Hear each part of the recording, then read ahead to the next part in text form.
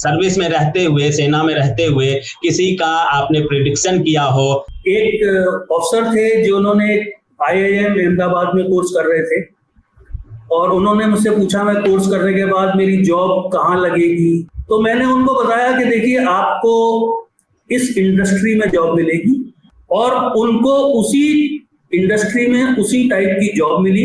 राहु केतु शनि के नाम पर डराते धमकाते हैं और डरा धमका के ज्यादा काम चला लेते हैं। उसको लेके दूसरे धर्म के लोग कह लीजिए या जो पढ़े लिखे लोग कह लीजिए, वो कहते हैं यार क्या बकवास है। आपको 10 में से 7 व्यक्ति ऐसे मिलेंगे जो किसी ना किसी तरह कोई ना कोई काला कपड़ा पहने होंगे।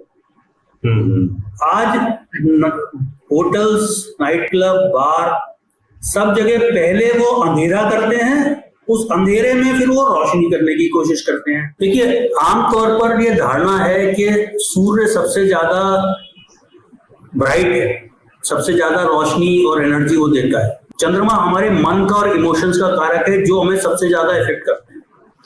तो सनातन धर्म में इसलिए चंद्रमा का जो प्रभाव है वो बहुत ज्यादा बताया। नमस्कार, आप देख रहे हैं मोबाइल न्यूज 24। मैं हूं नीरज कुमार। 17 लाख दर्शकों का फेवरेट न्यूज चैनल आज एक स्पेशल एपिसोड को लेकर आया है और हम आज बात करेंगे आपके भविष्य के बारे में। और इस सब्जेक्ट पर बात करने के लिए हमारे साथ स्पेशल गेस्ट हैं रिटायर्ड कर्नल मेहरोत्रा साहब। मेहरोत्रा साहब, आपका बहुत बहुत स्वागत है हमारे चैनल पर। आपने वक्त दिया इसके लिए आपका बहुत बहुत स्वागत है। कर्नल साहब, जिस प्रकार से कहा जाता है कि एस्ट्रोलॉजी और सेना दोनों बिल्कुल भिन्न है। आप सेना में रहे, देश की सेवा अपने सरहदों पर किया और कर्नल रहते हुए देश की सेवा आपने किया। ऐसे में रिटायरमेंट के पहले भी और रिटायरमेंट के बाद फुल टाइम पता चला है कि आप जब सेवा में थे तब भी आप कुछ लोगों को अपने प्रिडिक्शन से प्रभावित कर चुके हैं। रिटायरमेंट के बाद आपने फुल टाइम दिया एस्ट्रोलॉजी पर। कैसे आप सेना में रहते हुए और ये ख्याल कैसे आपको जागृत हुआ कि एस्ट्रोलॉजी में आना चाहिए? एस्ट्रोलॉजी का फील्ड को चुनने के पीछे का सबसे पहले तो आप एक मकसद और कैसे ये एहसास हुआ कि हमें एस्ट्रोलॉजी में जाना चाहिए, इस पर सबसे पहले हमारे दर्शकों को बताइए। पहले तो आपका बहुत बहुत आभार कि आपने मुझे यहाँ मौका दिया आपसे बातचीत करने का। अभी जहाँ तक एस्ट्रोलॉजी और सेना की बात है, देखिए सेना में रहते हुए इतना वक्त तो नहीं मिलता था, लेकिन हाँ शुरू से इंटरेस्ट जरूर था। राशिफल पढ़ते थे, बात सुनते थे लोगों की। जो भी कभी ऐसा मौका लगता था कोई वीडियो देखने का या किसी ज्योतिषी से बात करने का, तो उनसे बात जरूर करते थे। बहुत इंटरेस्ट था लेकिन जानकारी बहुत कम थी जी। सेना में रहते हुए जो आपस में परिवार में हम बातचीत जरूर करते थे जी। मेरी मदर इन लॉ खुद न्यूमरोलॉजी में बहुत इंटरेस्टेड थी। मेरी वाइफ को स्पिरिचुअल चीज़ों की और ये रिलीजियस चीज़ों की काफ़ी जानकारी है। उनसे बातचीत डिस्कशन होते रहते थे। पढ़ने का शुरू से मेरे को मेरी वाइफ को बहुत शौक रहा है, तो हम किताबें, आर्टिकल्स, मैगजीन्स पढ़ते रहते थे।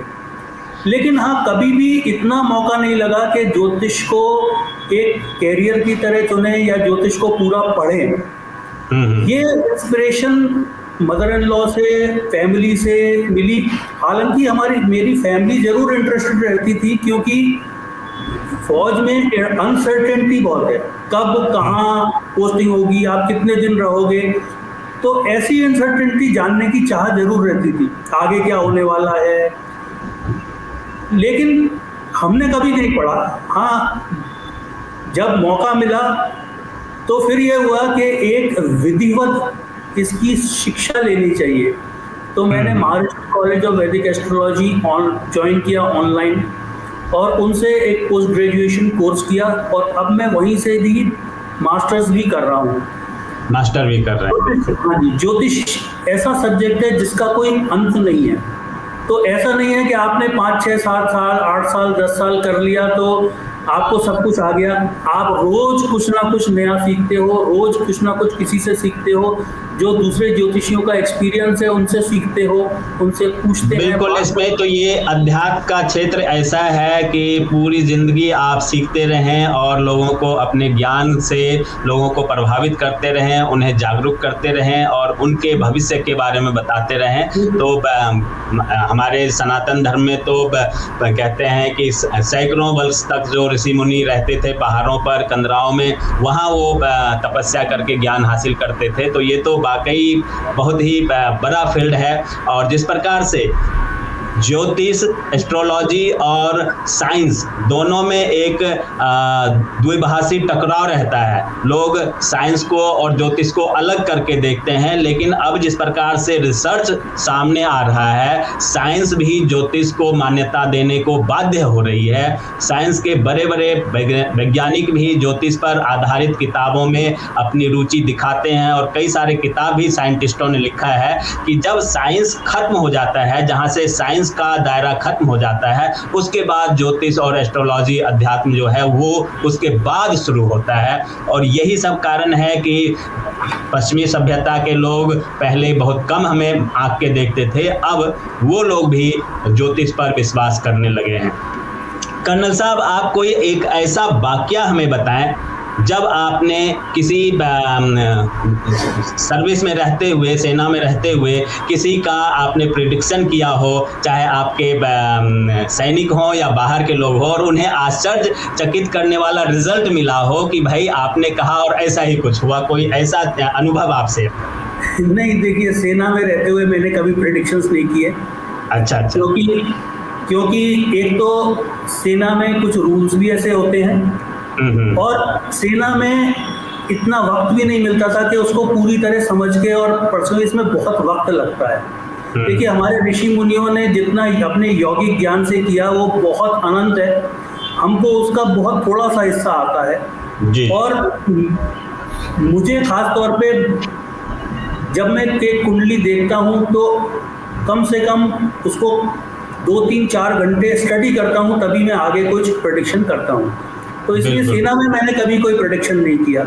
हाँ, अब मैं काफ़ी करता हूँ और काफ़ी सारे सेना के लोग मुझसे पूछते रहते हैं। अच्छा। तो ऐसा कोई वाकया, उसी का चर्चा कर दीजिए, उसी का जिक्र कर दीजिए। अभी एक अफसर थे जो उन्होंने IIM अहमदाबाद में कोर्स कर रहे थे और उन्होंने मुझसे पूछा मैं कोर्स करने के बाद मेरी जॉब कहाँ लगेगी, किस फील्ड में लगेगी, कब लगेगी। तो मैंने उनको बताया कि देखिए, आपको इस इंडस्ट्री में जॉब मिलेगी, आप जहाँ पर अभी हैं वहाँ से करीबन 500 किलोमीटर दूर जॉब होगी। अच्छा। और वो आपसे इस डायरेक्शन में होगी, और उनको उसी इंडस्ट्री में उसी टाइप की जॉब मिली। डिस्टेंस अहमदाबाद से 534 किलोमीटर था, जो मैंने 500 किलोमीटर प्रेडिक्ट किया था। जिस दिन जो मैंने डेट बोली थी उससे 2 दिन पहले ही, वो खत्म होने से 2 दिन पहले ही उनकी ज्वाइनिंग हो गई वहाँ पर, और डायरेक्शन वही था जो मैंने प्रेडिक्ट किया था। और सेना से, इनफैक्ट सेना से जुड़े हुए कुछ लोग भी हैं जिनको कुछ मेडिकल इमरजेंसी थी। एक का था कोई कैंसर डिटेक्ट हुआ था, तो बहुत हताश होकर उन्होंने मेरे को अप्रोच किया कि देखिए क्या स्थिति है। तो जब मैंने देखा, मैंने कहा मुझे तो इसमें आपके कैंसर कहीं नज़र नहीं आता है, आप सेकंड ओपिनियन लीजिए और इसको चेक कराइए। और 3 दिन बाद ही उनकी कंफर्मेशन आ गई कि उनकी बायोप्सी हो गई और वो कैंसर नहीं निकला। तो मालिक की बड़ी कृपा है कि हमको चुना है कि हम कुछ गाइडेंस सही रास्ते पर लोगों को कहते हैं कि जिस प्रकार से ऊपर वाले की कृपा हो तो किसी के जुबान पे ऊपर वाला अपनी बोली बोलता है, मुंह आपका चल रहा होता है, लेकिन वो जो शब्द होते हैं वो कोई किसी और का होता है। ये हमारे ऋषि मुनियों ने, साधु संतों ने, पंडितों ने कहा है, और ऐसा ही कुछ लोगों के प्रति ऊपर वाले का कृपा बन जाता है, जो आपके प्रति ऊपर वाले ने ये ज्ञान दिया है और आप उस पर अमल कर रहे हैं।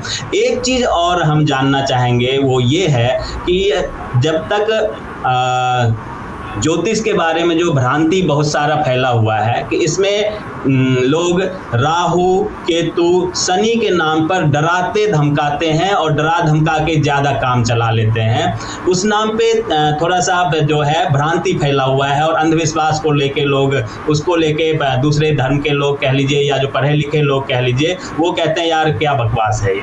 तो क्या वाकई शनि देव जो हमारे देवता हैं ऐसे में क्या वाकई शनि देव लोगों को डराते हैं या वो फल देते हैं? क्या है ये राहु केतु और शनि, इसके बारे में थोड़ा सा देखिए। अगर आज हमने इस संसार में जन्म लिया है तो हमारे पिछले कुछ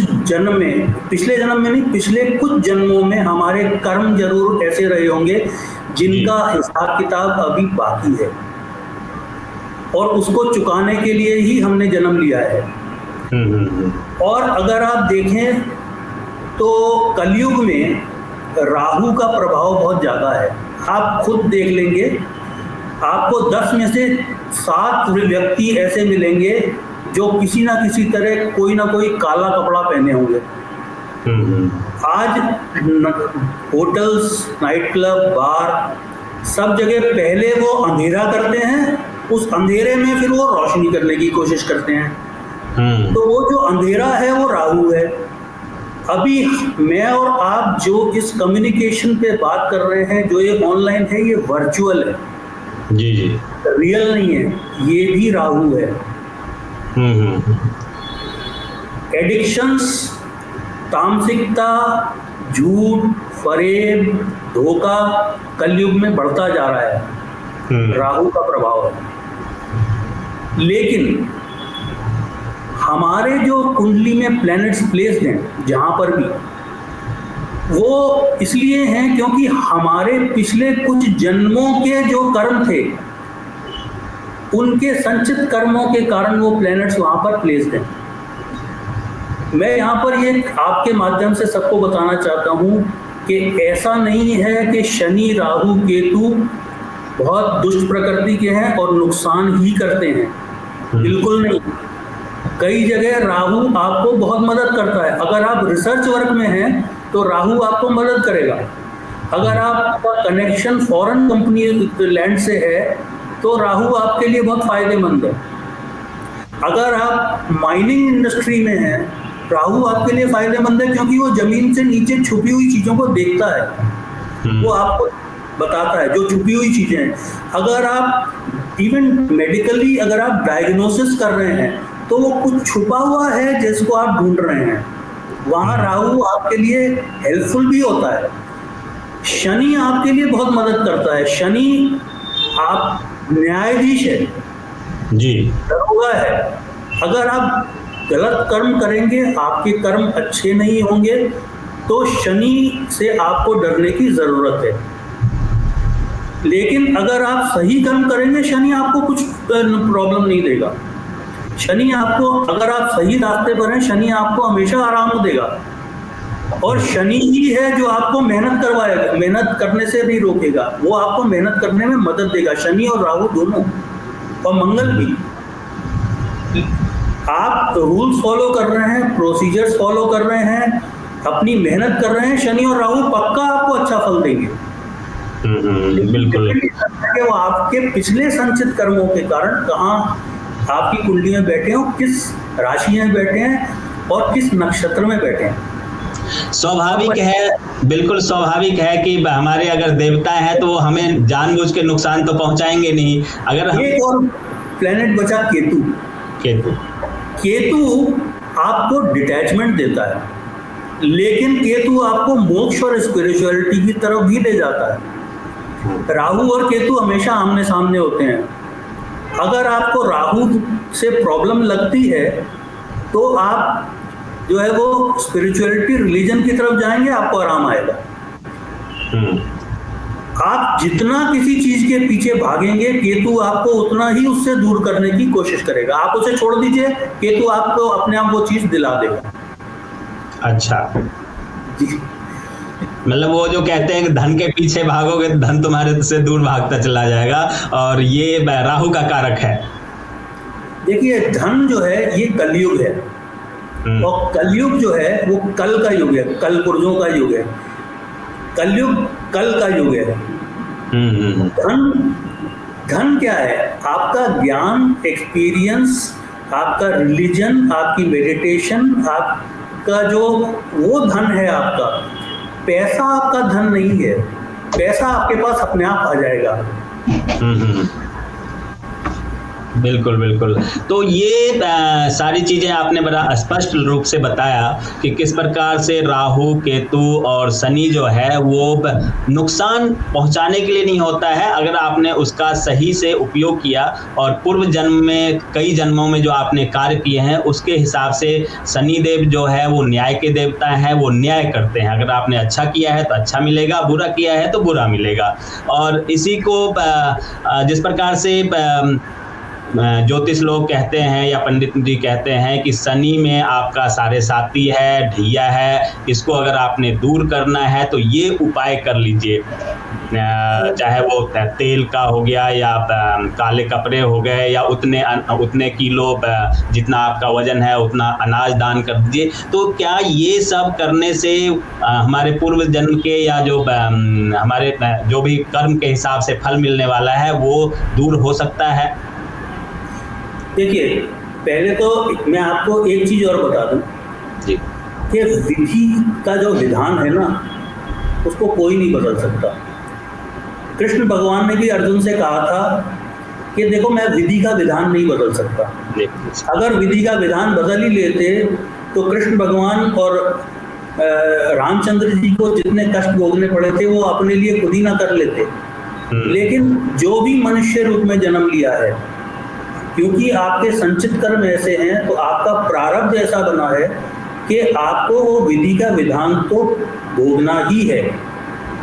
लेकिन हर कुंडली में विधाता ने आपकी रक्षा के लिए, आपकी सहारे के लिए कुछ एक प्लैनेट्स ऐसे बैठाए हैं जो बुरे वक्त में आपका साथ भी देंगे। अब बची रेमेडीज की बात। तो एक चीज मैं आपके माध्यम से सबको क्लियर कर दूं कि जो ज्योतिष है, एस्ट्रोलॉजर है, वो कोई भगवान नहीं है और वो विधि का विधान को बदल नहीं सकता। आपको जो कष्ट होना है वो होके रहेगा, जो आपको मिलना है वो मिलके रहेगा।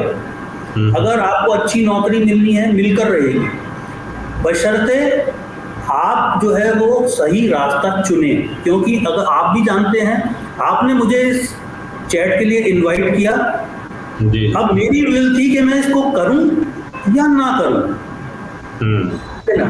तो आपने जो रास्ता चुना है वो आपको उसी प्रकार का फल देगा।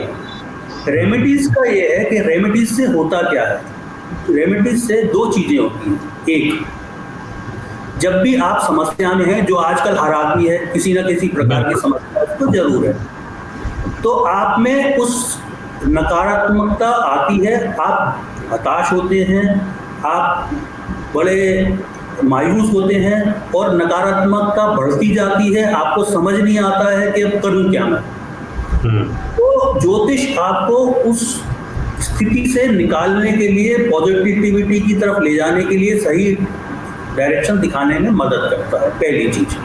दूसरी चीज, रेमेडीज जब आप करते हैं तो उसमें आपको क्या बताया जाता है। देखिए, दो टाइप की रेमेडीज होती हैं, एक सात्विक और एक तामसिक। मैं तामसिक रेमेडीज की बात नहीं कर रहा, क्योंकि वैदिक ज्योतिष में केवल सात्विक रेमेडीज होती हैं। आप पूजा कर लीजिए, मंत्रोच्चार कर लीजिए, मंदिर जाइए, ठीक है, इस टाइप की चीजें करिए। इनसे क्या होता है, आप जब मंदिर जा रहे हैं, पूजा कर रहे हैं, मेडिटेट कर रहे हैं, तो आप में पॉजिटिविटी बढ़ रही है, नकारात्मकता कम हो रही है। धीरे धीरे धीरे धीरे वो जो समस्या है उसका असर कम होना शुरू हो जाएगा, लेकिन धीरे धीरे होगा। कोई स्टीरॉयड या इंजेक्शन नहीं होगा कि आपने लगाया और खत्म। दूसरा, कोई भी कहता है कि आप ये कर लो, आपकी सारी समस्याएं खत्म हो जाएंगी, वो या तो भगवान है या झूठ बोल रहा है। क्योंकि समस्या आपकी कम हो जाएगी, खत्म कभी भी नहीं होगी। आपको समस्या से निकलने का और उसको हैंडल करने का तरीका आ जाएगा। बिल्कुल, और झेलने की शक्ति परमात्मा आपको दे देगा। इसी संदर्भ में मैं आपको बताना चाहता हूँ, जैसे हम कहते हैं आप नीम लगाइए, ज्योतिष में यही है, नीम का पेड़ लगाइए, इस डायरेक्शन में लगाइए, ये आप दीपक जलाइए, ये आप हल्दी रखिए, फिटकरी से ये कीजिए। बेसिकली ये चीज़ें क्या हैं? बेसिकली ये चीज़ें एंटीबायोटिक हैं। आप हवन करेंगे, आपके घर की एंटीबायोटिक, एंटीबैक्टीरिया हैं, ये आपके घर के वायरसेस और नेगेटिविटी खत्म होगी। हमारे यहाँ कहते हैं आम के पत्ते का, अशोक के पत्ते का बंधनवार लगाइए। Basically they kill the virus which is trying to enter your home. तो इसलिए इवन ज्योतिष में इवन एनवायरमेंटल साइंस लिंक्ड है।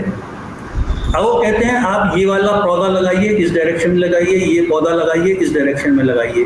Basically all this will improve the environment around your home. बिल्कुल बिल्कुल। एक और चीज़ मैं आपसे जानना चाहूँगा, अभी कुछ दिनों बाद हमारे यहाँ नया साल आने वाला है। हालांकि इंग्लिश का नया साल है, हमारा नया साल तो मार्च में शुरू होगा, लेकिन शुरू से लोग मनाते हैं और बड़े धूमधाम से लोग मनाते हैं। और एक ट्रेंड चला हुआ है, चाहे आप न्यूज़पेपर ले लीजिए या टीवी ले लीजिए, सोशल मीडिया ले लीजिए, हर किसी को सर्च में, गूगल में आजकल देखा जा रहा है, हर कोई सर्च कर रहा है कि उनका आने वाला साल कैसा रहने वाला है, खुशियों भरा रहेगा, क्या मिलेगा, क्या बदलाव होगा, ये हर कोई जानना चाहता है। तो क्या आप नए साल के बारे में कुछ बताएंगे हमारे दर्शकों को? इस बारे में मैं 2 बातें कहना चाहूँगा। जी। सबसे पहले मैं मालिक से ये प्रार्थना करूँगा कि दुनिया में शांति रहे, सद्भावना रहे, लोग एक दूसरे को समझें और तरक्की उन्नति सबकी हो। ऐसा कुछ नहीं हो सकता है कि सबकी सब प्रॉब्लम्स खत्म हो जाए, लेकिन अगर लोग आपस में एक दूसरे को समझते हैं, एक दूसरे की समस्याएं समझते हैं और शांति बनाए रखते हैं, तो समस्याएं कम हो सकती हैं। दूसरी चीज़ ये है कि अक्सर ये सवाल भी पूछा जाता है कि एक ही राशि के करोड़ों लोग होते हैं। जी जी। तो जो भी आपका भविष्य फल है, जो भी प्रेडिक्शन है, क्या वो उन सब के लिए एप्लीकेबल हो सकता है? ये कैसे हो सकता है? कैसे हो सकता है? तो देखिए, इसका मैं आपको एक सीधा सा फॉर्मूला, मतलब एक्सप्लेनेशन देता हूँ कि जो आपकी राशि होती है, वो राशि वो होती है जहाँ आपकी कुंडली में वो चंद्रमा बैठा हो। और जब आप साल भर का प्रेडिक्शन निकालते हैं तो सूर्य से निकालते हैं, क्योंकि सूर्य एक साल में 12 राशियां बदलता है। जी जी। अब जो आप मान लीजिए कन्या राशि हैं या आप तुला राशि हैं, तो आपका जो चंद्रमा है वो वहाँ पर बैठा है और किसी एक महीने में, मान लीजिए आप चैत मास में ले लीजिए जो अप्रैल में आता है, उसमें वो सूर्य आपके एक जगह पर है। वो सभी तुला राशियों वाले के लिए चंद्रमा से उतने ही घर दूर होगा। ठीक है ना? तो जनरली मोटे तौर पर सूर्य के जो इफेक्ट हैं वो उस तुला राशि वालों के लिए, सबके लिए सेम होंगे, क्योंकि हर घर कुछ खास चीज़ों को रिप्रेजेंट करता है। लेकिन हरेक की कुंडली में सूर्य अलग राशि में बैठा है, अलग जो है घर में बैठा है, आपकी लगन अलग है, नक्षत्र अलग है, तो उसके कारण जो उन फलों की इंटेंसिटी है और उनका एक्सटेंट है वो कम हो जाएगा। आपके सूर्य को कौन देख रहा है, कहाँ से देख रहा है, उस पे डिपेंड करता हुआ वो इंटेंसिटी और एक्सटेंट बदल जाएगा। तो मोटे तौर पर वो राशि फल वही रहता है। बिल्कुल। और उसमें कर्म भी भागीदार बन जाता होगा। जी। और आपका जो संचित कर्म है, जो आप प्रारब्ध लिखवा के लाए हैं, वो आपके लिए बराबर है। फॉर एग्जाम्पल, एक्टर्स बहुत आते हैं मुंबई फिल्म इंडस्ट्री में, सबकी किस्मत एक सी नहीं होती। हालांकि एक्टिंग उनका पेशा है, इसलिए वो प्लेनेट उस जगह बैठा होगा, लेकिन उस प्लेनेट की स्थिति क्या है ये बताएगा कि वो कितना सफल होगा या कितना विफल होगा या कब सफल होगा। बिल्कुल। पहले ज़माने में तो जैसे हमारे धर्म ग्रंथों के अनुसार ज्योतिष बताते थे कि राम और रावण दोनों की सेम राशि थी, और फिर भी दोनों का जो इतिहास है वो अलग अलग था, कर्म अलग अलग था, इसलिए दोनों में इतना भिन्न था और उन्हें उनका फल मिला। वैसे ही चलिए, अगर उसे हम छोड़ भी देते हैं तो ओसामा और ओबामा हमारे इसी सदी में हुआ, और ओबामा के कर्म ने उसे वहां पहुंचाया और ओसामा ने अपने कार्यकाल में उसको गति प्राप्त करवाया। तो ये भी है कि चाहे सदी बदल जाए, राशि बदल जाए, लेकिन कर्म के हिसाब से और जो प्रारब्ध के हिसाब से उन्हें फल मिलता है, जो कि आपने स्पष्ट बड़ा ही बारीकी तरीके से बताया कि किस ग्रह का, किस प्लैनेट का नज़र किस पर पड़ रहा है, उसके हिसाब से उन्हें उसका नतीजा मिलता है। और यही कारण है कि अगर धीरू भाई अंबानी अगर उस नाम के और भी कई व्यक्ति थे तो उन्हें कुछ और मिला और उनको कुछ और मिला। ये सारी चीजें आपने बड़ा स्पष्ट बताया। जी, कुछ कहना चाहते हैं? इस विषय में मैं एक छोटी सी बात और बताना चाहता हूँ। जी जी। आप ओसामा, ओबामा, इन दूर के लोगों को तो छोड़ दीजिए, आप जुड़वा बच्चों की बात कीजिए। जी, एक ही जगह की पैदाइश है, एक ही दिन है, एक ही तकरीबन एक ही समय है। बच्चों में जो जुड़वा बच्चे होते हैं उनमें वक्त का डिफरेंस जो है वो 3, 4, 5 मिनट से लेके और आधा घंटे, पौन घंटे तक भी हो जाता है। जी जी, ठीक है, लेकिन फिर भी दोनों की किस्मत अलग अलग होती है। यही प्रारब्ध है, यही वो पिछले जन्मों के संचित कर्म है। क्योंकि खाली लगन कुंडली एक कुंडली नहीं होती, जिसको हम आमतौर पे देखते हैं। हर कुंडली, हर एक की कुंडली में 16 अलग अलग टाइप के चार्ट होते हैं। जब आप जन्म कुंडली के किसी एक घर को आप डिवाइड करते हैं अलग अलग नंबर से, तो वो चार्ट्स निकलते हैं। जैसे D9 जो है वो नवमांश कहलाता है, वो किसी भी हाउस को 9 से डिवाइड करके निकाला जाता है। वो आपके बाद के जीवन को और आपके जीवन साथी के चीज़ों को दिखाता है। D4 जो है चतुर्मांश, वो आपकी नॉलेज को दिखाता है। D7 जो है सप्तमांश, वो किसी और चीज़ को दिखाता है। जो D30 है त्रिमशांश, 30 से डिवाइड करके निकाला जाता है, वो आपकी मिसफॉर्च्यून्स को दिखाता है, आपकी बीमारियों को, आपकी प्रॉब्लम्स को, समस्याओं को। D60 है षष्टिमांश, जो 60 से डिवाइड करके निकाला जाता है। ऐसे करके 16 चार्ट होते हैं। तो जब भी कोई कुंडली पढ़ने बोलता है मुझे, तो वो कहता है जल्दी बता दीजिए। मैं बताता हूँ, देखिए जल्दी मैं नहीं करूँगा, क्योंकि अगर आप मुझसे अपनी नौकरी के लिए पूछते हैं तो मैं आपका लगन कुंडली देखूंगा, मैं आपका नवमांश चेक करूंगा, मैं आपका अष्टक चेक करूंगा, मैं आपका दशमांश चेक करूंगा जो आपकी प्रोफेशन को दिखाता है, मैं आपकी दशा चेक करूंगा, ठीक है, मैं आपका भावबल चेक करूंगा, मैं आपका षटबल चेक करूंगा। तब मैं कुछ प्रेडिक्शन करने के लायक अपने आप को समझता हूँ, जिसमें मुझे वक्त लगेगा, 4, 5, 6 घंटे लगेगा। बिल्कुल तो बिल्कुल। अब जो जुड़वा भी होंगे तो उनका बर्थ चार्ट एक ही होगा, लगन चार्ट, लेकिन बाकी सब चार्ट उनके प्रारब्ध के हिसाब से बदल जाएंगे। बिल्कुल। अंत में आप हमारे दर्शकों को ये बताएं, जिस प्रकार से अभी चल रहा है, चाहे धर्म के हिसाब से उथल पुथल हो या शांति बना के रखें तो कैसे शांत रह सकते हैं, नए साल में लोग क्या करें नॉर्मल तरीके से ताकि शांति से वो अपने जीवन को जी सकें, क्या अपील करना चाहेंगे कि अगले साल, आने वाले साल में लोग अपने भविष्य को सुधारने के लिए क्या करें, क्या रेमेडी अपनाएं कि वो पूरा साल शांतिपूर्वक अपने जीवन में, चाहे वो जिस भी फील्ड में है, जॉब कर रहे हों या फिर अपना व्यवसाय कर रहे हों या किसी भी जो भी जिस फील्ड में हो, वो अपना शांति से उस व्यवसाय को पूरा कर सकें। सबसे पहले तो आप अपने अंदर बैठने की कोशिश करें। आप आजकल क्या होता है, लोग क्लब में जाते हैं, होटल्स में जाते हैं और वहाँ जो इतना दिमाग में उनका शोर है वो बहुत ज़्यादा बढ़ जाता है, क्योंकि बाहर भी शोर है।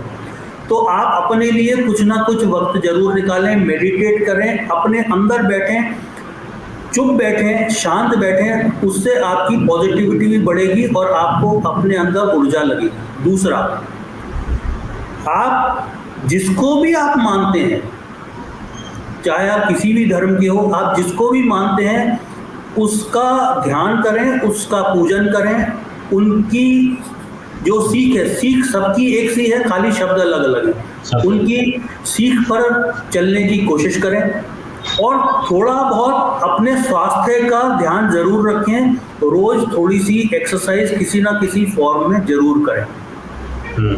बाकी एस्ट्रोलॉजर्स के पास लोग तभी आते हैं जब उनको कोई समस्या होती है।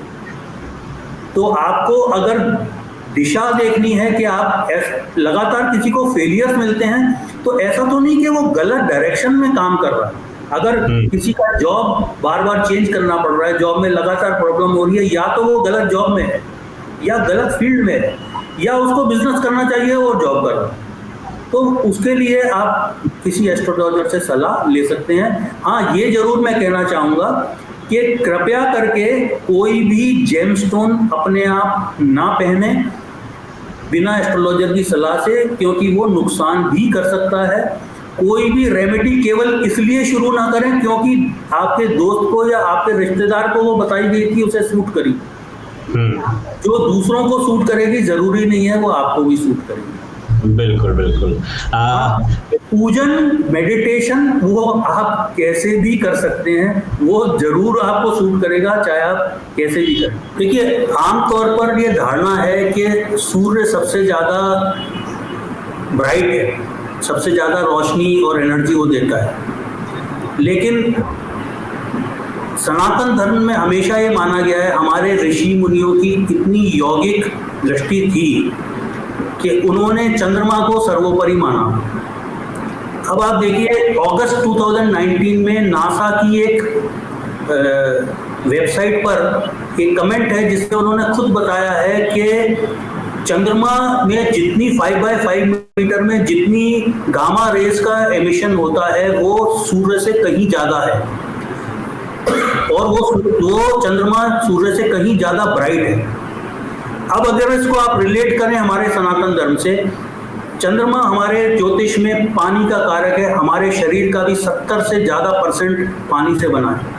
चंद्रमा हमारी माँ का कारक है, जो हमें जन्म देती है, हमें पालती है। चंद्रमा हमारे मन का और इमोशंस का कारक है, जो हमें सबसे ज़्यादा इफेक्ट करते हैं। तो सनातन धर्म में इसलिए चंद्रमा का जो प्रभाव है वो बहुत ज़्यादा बताया गया है, और बहुत ज़्यादा चीज़ें चंद्रमा के ऊपर निर्भर करती हैं। हमारी राशि भी चंद्रमा से ही निर्धारित होती है, जो हमारा तिथि है वो भी चंद्रमा के हिसाब से होती है। सूर्य स्थिर है, चंद्रमा जब उससे 12 डिग्री आगे निकल जाता है तो वो तिथि हमारी चेंज हो जाती है। तो ज्योतिष जो है बहुत मैथमेटिकल और साइंटिफिक है, इसमें पूरे गणना होती है। हमारा राष्ट्रीय पंचांग उसी हिसाब से बनाया जाता है जो पब्लिश होता है ईयरली। हमारे ऋषियों को हजारों साल पहले पता था कि गुरु उसी राशि में 12 साल बाद लौट के आता है, इसीलिए कुंभ वहां होता है। जब उज्जैन में सिंहस्थ होता है तो गुरु सिंह राशि में आता है 12 साल बाद लौटकर, इसलिए 12 साल बाद कुंभ उज्जैन में होता है। लेकिन साइंस ने ये अभी 400-500 साल पहले ही पता लगा है। बिल्कुल, परमात्मा का नाम आप चाहे जिस भी धर्म में हैं उसका नाम लें, उसको याद करें, और उन्होंने जो कर्म किए थे उनके पद चिन्हों पे अगर आप चलते हैं तो आप सफल रहेंगे।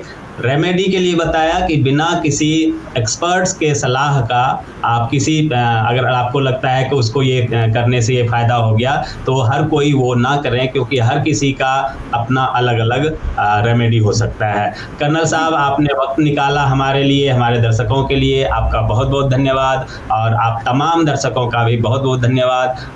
आने वाला साल आप सभी का मंगलकारी हो, शुभ हो, इसी कामना के साथ नमस्कार, धन्यवाद। आपका भी समय शुभ हो।